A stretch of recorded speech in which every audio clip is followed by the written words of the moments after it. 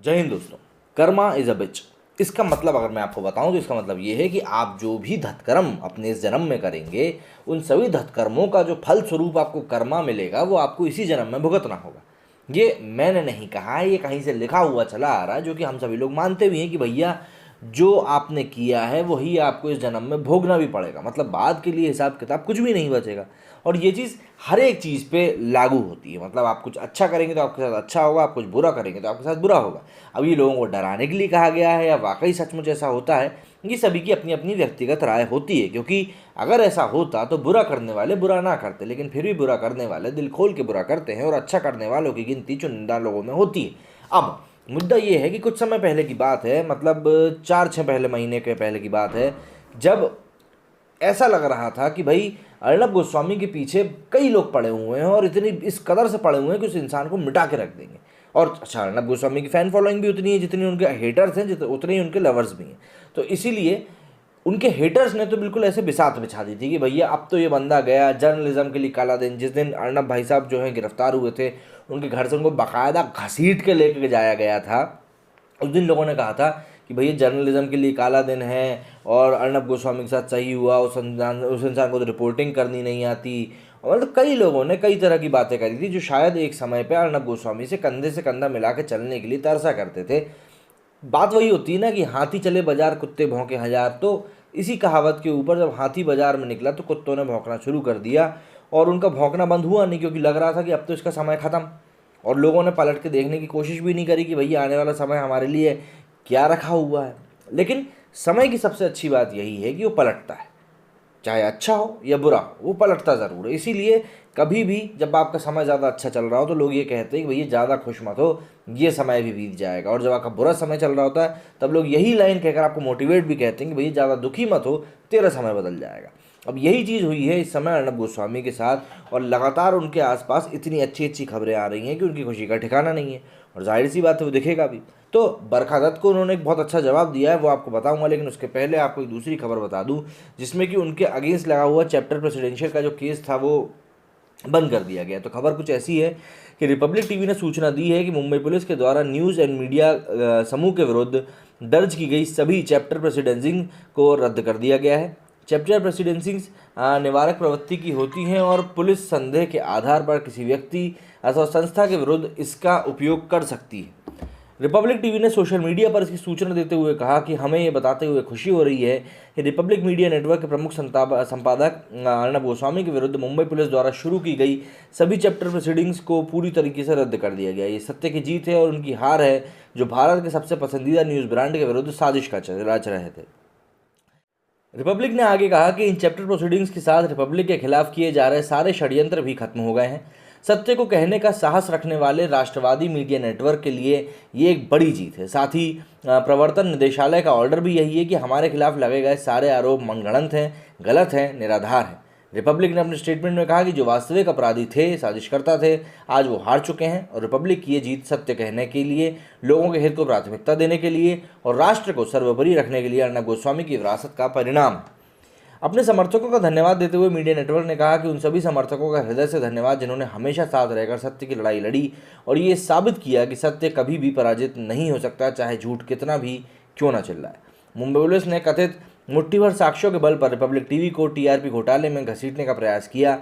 बाद में साफ हो गया कि ये महाविकास अघाड़ी सरकार की आलोचना, सुशांत सिंह राजपूत के केस और पालघर के साधुओं की मॉब लिंचिंग पर रिपब्लिक की लगातार रिपोर्टिंग के कारण मुंबई पुलिस ने रिपब्लिक नेटवर्क के विरुद्ध ये एजेंडा चलाया था।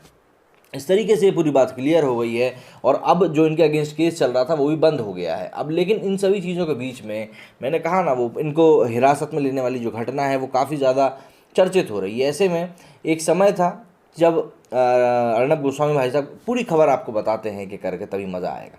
तो देखिए, मुंबई पुलिस के निलंबित अधिकारी सचिन वाजे को तलोजा जेल भेजे जाने के बाद रिपब्लिक टीवी के editor in chief Arnab Goswami ने अपने प्राइम टाइम में बरखा दत्त को एक विशेष संदेश दिया है। बरखा दत्त बहुत बड़ी पत्रकार हैं भाई, एनडीटीवी से अपने ताल्लुकात रखती हैं, लिबरल लोगों में गिनी जाती हैं, काफ़ी ज़्यादा पढ़ी लिखी हैं। देश के हर एक मुद्दे को उठाने में इनका इंटरेस्ट रहता नहीं है, वही मुद्दे उठाती हैं जो कि सरकार की कड़ी आलोचना कर रहे हों। हालांकि सरकार जो अच्छे काम करती हैं उसको ये बिल्कुल भी गिनती नहीं है और ना ही उनकी गिनती करने में इंटरेस्टेड रहती हैं। तो शो में बिना कोई नाम लिए गोस्वामी ने बरखा दत्त को पिछले साल उनके साथ हुई घटना का जश्न मनाने के लिए लताड़ा, जब मुंबई पुलिस ने गोस्वामी को उनके घर से ले जाकर जेल में प्रताड़ित किया था।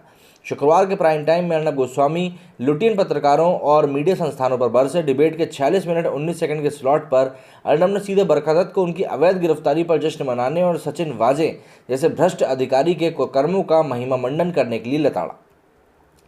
गोस्वामी ने कहा कि जिस रात मुझे गिरफ्तार किया गया था और मेरा परिवार भरी हुई AK-47 के साथ घिरा हुआ था, एक पत्रकार, कोट अनकोट, मैं उसे पत्रकार नहीं कहूँगा, भारत में हाफिज सईद की पसंदीदा ने कथित तौर पर कहा था कि वो आइसक्रीम खाकर इस रात का जश्न मनाना चाहती है। आज वो आइसक्रीम नहीं खाएंगी, अब वो धूल खाएंगी। आइसक्रीम खाने की बात दरअसल उन्होंने उस दिन कही थी जिस दिन अर्नब गोस्वामी जी जो थे गिरफ्तार हुए थे, और बाकी तो फिर अब आप जानते ही हैं सचिन वाजे साहब कहाँ हैं। अर्नब ने आगे कहा कि मेरे टारगेट कई हैं, तब मीडिया का दुरुपयोग नहीं किया गया था। उन्होंने मेरे खिलाफ साजिश रची थी। मेरे हाथ बहुत सबूत लगे हैं और मैं समय आने पर सभी के नाम लूँगा।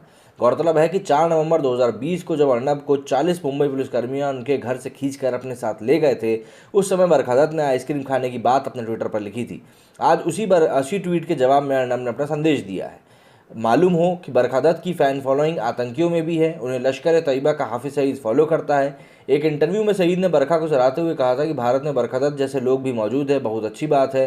अच्छी बात करने वाले लोग भी मौजूद हैं। याद दिला दें कि पिछले साल 4 नवंबर 2020 को अर्नब गोस्वामी को बिना समन जारी किए घर से ज़बरदस्ती उठाया गया था। कोट कर रहा हूँ, उठाया गया था। कुछ पुलिस अधिकारियों ने उन्हें उस दौरान उनके साथ मारपीट करते हुए उन्हें गिरफ्तार किया था। बाद में उन्हें अलीबाग के क्वारंटीन सेंटर ले जाया गया और फिर तलोजा जेल शिफ्ट कर दिया गया। गोस्वामी को गिरफ्तार करने वाली पुलिस टीम को लीड करने वाले सचिन वाजे ने अब खुद भी एंटीलिया केस में तलोजा जेल में बंद हैं। इसीलिए कहा जाता है कि जैसी करनी वैसी भरनी, कर्मा इज़ अ बिच, जो बोओगे वही पाओगे। अब देखिए, किसी ने किसी को तलोजा भेजा था, अब आज वही किसी तलोजा जेल में पड़ा हुआ है। तो इसीलिए कहा जाता है कि भैया जो भी कुछ करो सोच समझ के करो। लेकिन मेरी इन वरिष्ठ पत्रकारों से एक बहुत बड़ी शिकायत है कि भैया जब आपकी ही बिरादरी का कोई व्यक्ति इस तरीके से जेल में ठूसा जा रहा तब आप जश्न मना रहे थे। वहीं अब देखिए, कब किसका समय बदल जाए ये चीज़ कह नहीं सकते। इसलिए किसी को किसी भी तरीके से किसी इंसान के ऊपर आरोप लगाते हुए ज़रा 2 बार 5 बार सोचना चाहिए कि यार कहीं ये गलत तो नहीं हो रहा। हालांकि इस बारे में सोचने के लिए आपको थोड़ा दिमाग की ज़रूरत पड़ती है, और जो लोग ऐसे काम करते हैं उनके पास तो दिमाग होता नहीं है। इसीलिए इस बात को आप ज़्यादा ठोस तरीके से तो कह नहीं सकते, लेकिन जितना भी कहेंगे उतना ठीक होगा, और जैसे भी कहेंगे वो सही होगा। अब बात बस वही आ जाती है कि अर्नब गोस्वामी के ऊपर से जब सभी तरह के आरोप अब हट चुके हैं तो वो किस तरीके से आने वाले समय के साथ डील करेंगे और लोगों को किस तरीके से लताड़ेंगे उनके शो में बुला कर। तो उम्मीद करता हूँ जो बात मैं आप लोगों तक पहुँचाना चाहता था वो पहुँच गई होगी। मेरे इस वीडियो में फिलहाल इतना ही। जय हिंद, जय भारत।